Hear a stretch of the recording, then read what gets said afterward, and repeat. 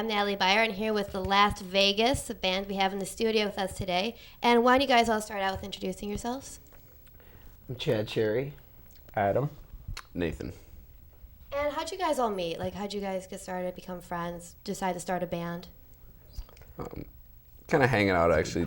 Hanging out together, kind of like at local Chicago, like bars and stuff. And Me and him are siblings, we're brothers, so we've been playing music together for a long time. They've been rocking since they were in their diapers. We met this Kids. guy I moved somewhere from in the streets of Chicago. I moved from outer space to the nasty streets of Chicago.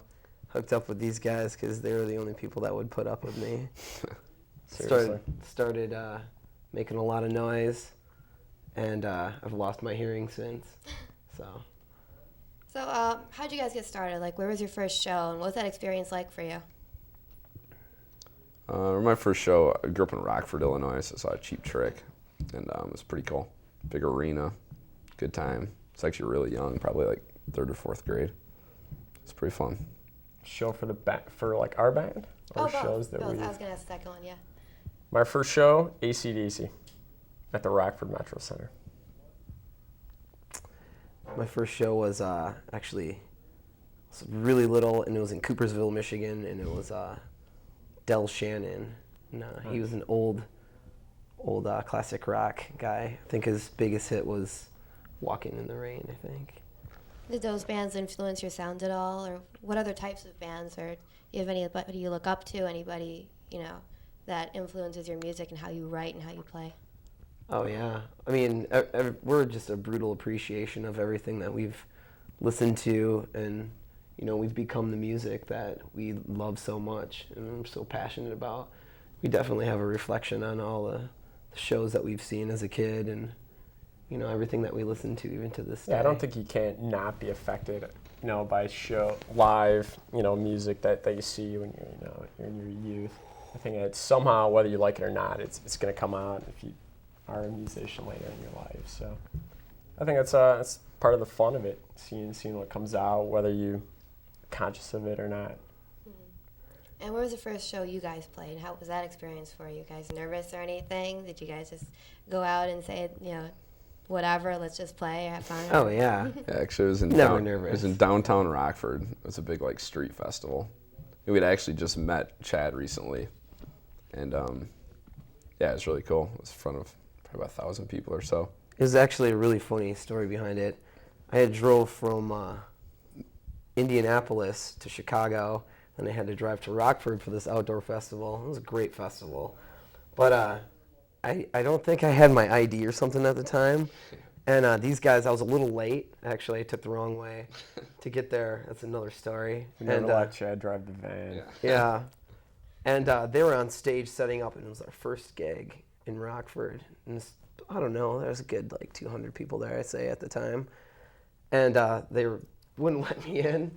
So he gets up on the mic. And they're screaming at us to start playing at the same time. And they can't do that because I'm trapped out of the We see festival. Chad standing at the end of the gate. We're on the mic, you gotta let that guy in.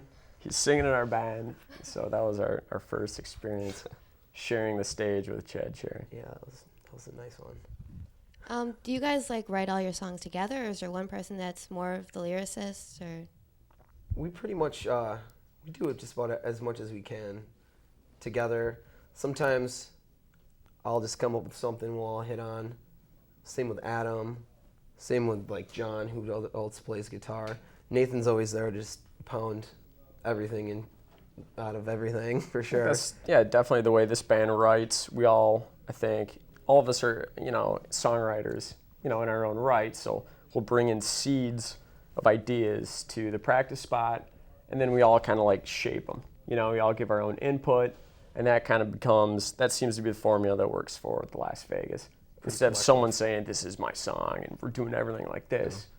Sometimes those aren't as natural. If we have 5 guys in the band, so it's nice to kind of see what comes out when everyone has their own say. A lot of times writing too. I mean, sometimes, or most of the times, we write in the rehearsal spot, or sometimes we even when we're in the van or something, or bus on the way to show, on tour, we'll come up with the lyrics together. Or even a lot of our newer songs. We were in Europe last year for 7 weeks, and we had some time off in Belgium, actually, at our booking agent's house. So we just sat in the backyard and wrote like a lot of tunes, like during the day and at night. And it's pretty fun. Just had barbecues, and we had like a computer where we could record and stuff. So It's definitely for writing rock and roll songs. There's no set formula. Yeah. Whatever works for whatever band.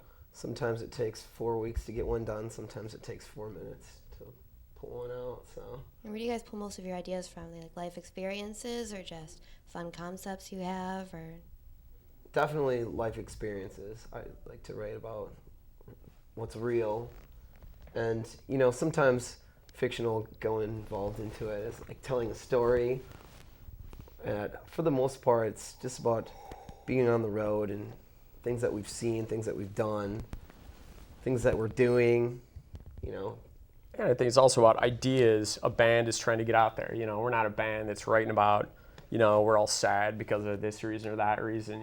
This is about, attitude. We don't have any of that. fast cars, high energy type stuff, and, the lifestyle type, I guess, visual imagery to kind of go with that.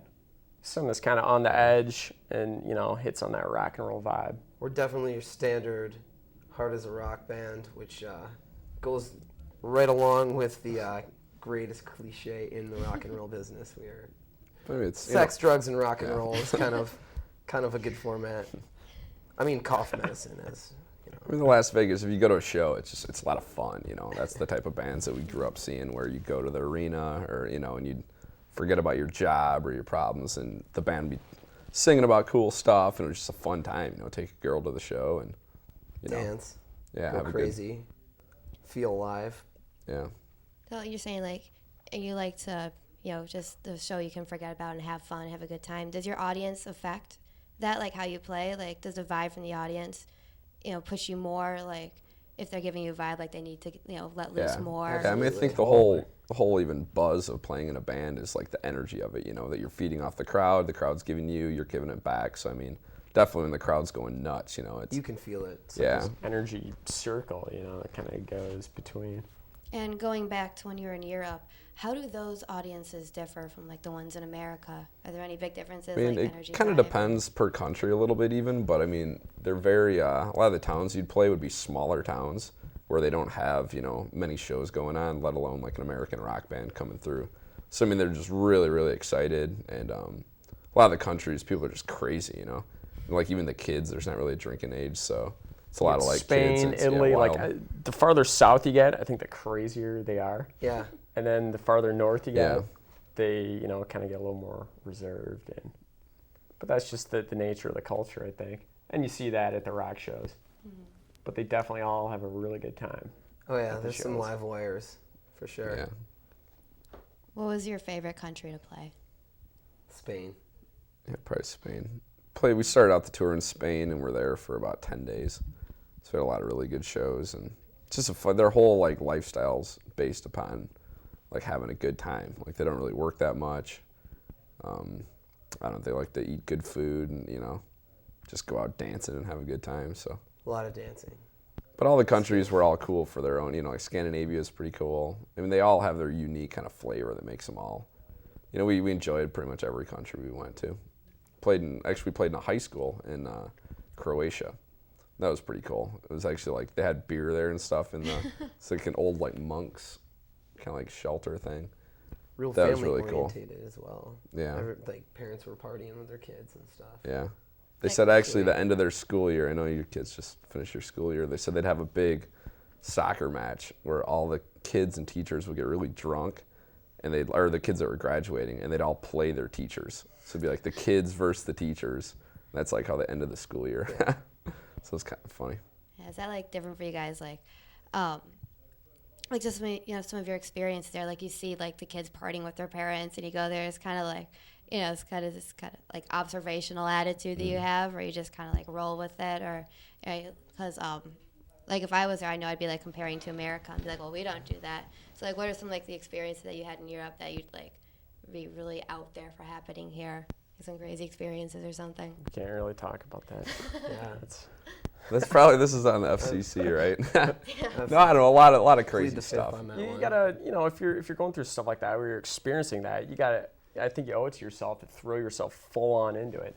And that's kind of how we travel, you know. We're not like the type of band that's going to go hold out in our hotel room until 5 minutes before we, you know, go on the stage. We go out and meet the local people, and absorb the culture. Yeah, that's part of the, you know, the experience of traveling, and you know, to really make connections with people that you can barely say 5 words to, but you share like an understanding through music, or you know, just traveling. You find traits that you share that sometimes you wouldn't think you would, which is kind of cool. Yeah, it's amazing. It's nice.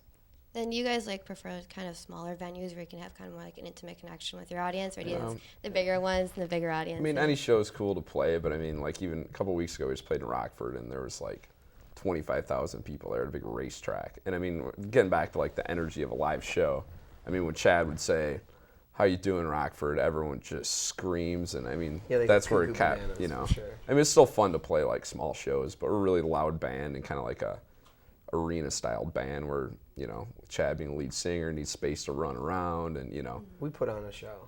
Yeah, so it's just fun to, you know. We don't just stand around. Yeah. We're full on.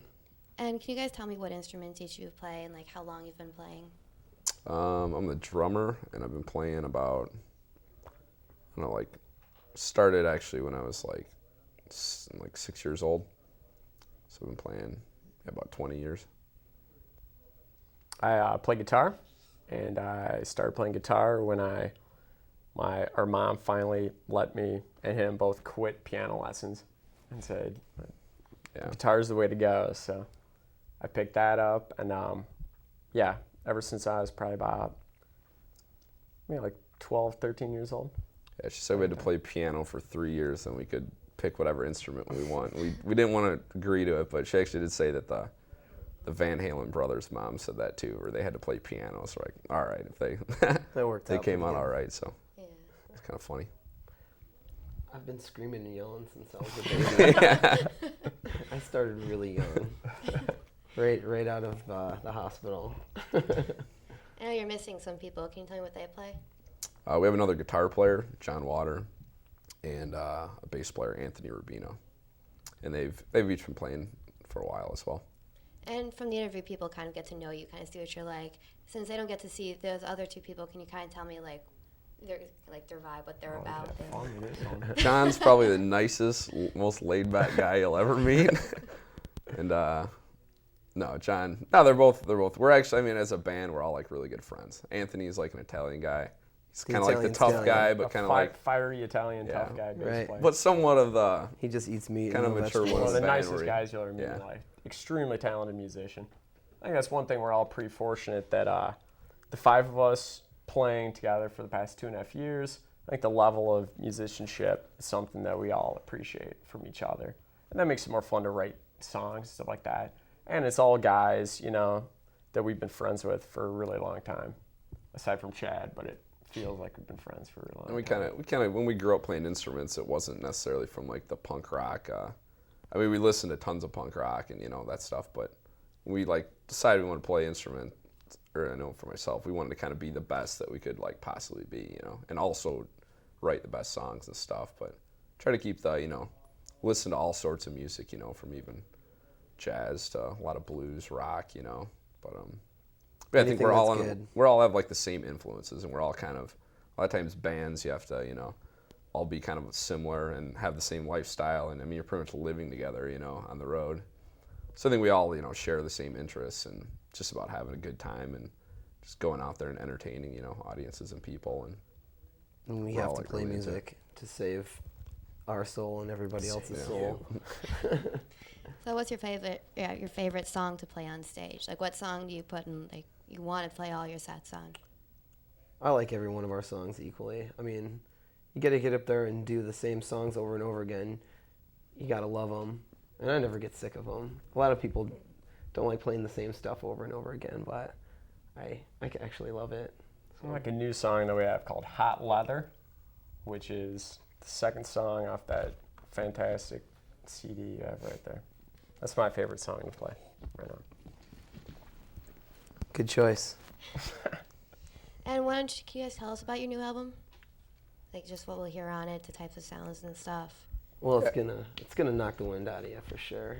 It's It's once again it's a live one. So it's songs that we've kind of been kicking around for the past year or so. We spent in 2006. We did almost 150 shows between Canada, Europe, United States, and I don't think we did Mexico. But we played a lot of shows, so we really tightened the band up, and we had a lot of ideas that were floating around. And in January of this year, we kind of, January is a dead touring month, being from Chicago or the Midwest. So it's a good really time cold. to. I'm sure you know that. Yes, I know. Good time to hole out. We went to a recording studio and knocked them out real quick. And I think it sounds like that. It's got a good live energy to it. We recorded in downtown Chicago, wall-to-wall studios. And fantastic studio. Yeah. I think it's a great sounding record. If you're on a hot date and you don't have your 4-leaf clover with you or something, you put that record on and you'll be all right. Turn out okay. All right, so including all of your albums here, what do you guys think is your greatest achievement, right, creatively? Which song do you think just, you were at the top of your game, you had the greatest lyrics, the greatest playing, the greatest music, greatest bass lines and chorus? Just what do you think is your greatest achievement? Hit songs. I think in all reality, not to keep harping on it, but I think just putting that with the way all the songs came together, I think it's by far the best stuff that we've all done as a unit. Oh, yeah. Which is cool because I think we're still, at least creatively, artistically, from songwriting stance, still feels like things are going up. Yeah, we always try to have the next song be the best thing we ever wrote. You got to outdo yourself. And not necessarily like what I feel is the best one. I think it's almost just kind of funny when I think about the song. We have a song on the video game Guitar Hero 2, and that song was a song that, as we said earlier, sometimes you write a song in 4 minutes, sometimes it takes, 4 weeks or 4 months, But that song we just kept writing and rewriting and writing and rewriting, and it's like a song we almost threw out, a bunch. We were like, man, this just never feels right. 'Cause usually when you finish a song, it just like feels right, something, it's like a process of, But then, yeah, that was the song that ended up being on the video game, which is kind of funny. Now we play all ages or like college towns. We play that song and people play air guitar to it. And what was that like for you guys, finding out that your song was on Guitar Hero 2? That's a long story. That definitely is a long story. That was fun. Yeah, it was really good. Yeah, of course. We all went out to New York City for like a weekend of promotion and publicity when the game first came out. That was pretty fun. That was a good show. We did the Bowery Ballroom, sold out. It was great. So it was good. It was a chance for a band. Every other band on that game, it's like Cheap Trick and Motley Crue and Aerosmith and Motorhead and like all these bands. All the heavy hitters. That are idols. For and sure. We walk into the Gibson showcase room, and they had this huge screen of the Guitar Hero game. And they're like, here, they hand us these guitars, like play along to your song, and you just to see. We'd never seen the game before. This is before it got released. Just to hear our song like next to like Ace of Spades and then like Jane's Addiction and all this stuff. We're like, wow. Stooges. That was kind of surreal, in a good way. Oh yeah, for sure. It's still a great feeling, even though I'm lousy at the game. I've heard that people who actually play guitar are bad at Guitar Hero. Yeah. It's a rhythm thing. That's why he's good at it. All right, so you're obviously going to put out more albums, right? You're going to keep writing music and stuff. Absolutely. So if you could collaborate with anybody, who would it be? Just one person? Oh, it can be a band, anybody. Alive or dead? Either or. Okay. Now I'm thinking. I don't know. It'd always be nice to work with the Thin White Duke, Mr. David Bowie. That'd be nice. That'd be really cool. Cool to work with someone that I think you respect, like, someone Iggy Pop or like Steve Jones or something like that, like in a producer type role.